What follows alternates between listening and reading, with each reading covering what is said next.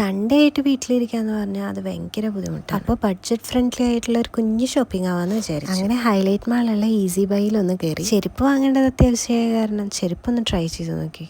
പക്ഷേ എനിക്കൊന്നും കാര്യമായിട്ട് പിടിച്ചില്ല. പിടിക്കാതിരുന്നത് വേറെ ഒന്നും കൊണ്ടല്ല, എനിക്കിഷ്ടപ്പെട്ടത് ഉണ്ടായിരുന്നില്ല. ഇഷ്ടപ്പെട്ടതാണെങ്കിൽ സൈസും ചേരില്ല. അപ്പോൾ പിന്നെ ആ ശ്രമമൊക്കെ ഉപേക്ഷിച്ച് ബാഗുമ്മ പോയി. ഞാൻ ഈ ആദ്യം പിടിച്ചതാട്ടോ എനിക്ക് കണ്ണിലുടക്കി. പിന്നെ കൂടെ ഉള്ളവരുടെ ഇഷ്ടം കൂടെ നോക്കണമല്ലോ, അങ്ങനെ രണ്ടെണ്ണം കൂടെ. ഈ 2-3 ബാഗ് ഇട്ട് നോക്കുമ്പോഴും എൻ്റെ കണ്ണ് ഫുള്ള് ഡ്രസ്സ് മിൽക്കാണ് കേട്ടോ. അതല്ലെങ്കിൽ അങ്ങനെ തന്നെ വരും. അപ്പോഴും എനിക്ക് ഇഷ്ടമായ ബാഗ് അങ്ങോട്ട് വെക്കാൻ തോന്നുന്നില്ല. അതിൻ്റെ ഇടയിൽ ഒരാളൊരു ബാഗ് കൊണ്ടുവന്നിട്ട് പറയാം, അമ്മേ എനിക്കിത് വേണം. ഞാൻ പറഞ്ഞു 2 മീറ്റർ തുണി എടുത്താൽ ഇതുപോലത്തെ ഒരു സഞ്ചി ഞാൻ നിനക്ക് തയ്ച്ചു, അല്ലെങ്കിൽ തന്നെ ബാക്കിയുള്ളവരോട് ഏത് ബാഗ് എടുക്കേണ്ടതെന്ന് കൺഫ്യൂഷനായി നിൽക്കുമ്പോഴാണ് ഈ സഞ്ചി കൊണ്ടുവരുന്നത്. ഇപ്പോഴത്തെ പിള്ളേരുടെ ഓരോ ഫാഷനെ സൂക്ഷിച്ച് നോക്കിയൊരു കാര്യം കാണാം കേട്ടോ. ബാഗ് സെലക്ട് ചെയ്ത് ബാഗ് വിൽപ്പനക്കാരുടെ പോലെ ഞാൻ നിൽക്കും. അപ്പോഴും നിങ്ങൾ ഇത് കാണണം, ഇത് ഷോൾഡറിൽ നിന്ന് ഇറക്കി വെക്കാൻ ഒരു ഉദ്ദേശമില്ല അവൾക്ക്. പിന്നെ കണ്ടോ, ഈ ബാഗിന് ഡാമേജ് ആണ്, സിബില്ല എന്നൊക്കെ പറഞ്ഞ് കൺവിൻസ് ചെയ്ത് അതവിടെ വെപ്പിച്ചു. ഈ ഷോപ്പിംഗ് ഇവിടെ കൊണ്ടൊന്നും തീരൂല കേട്ടോ.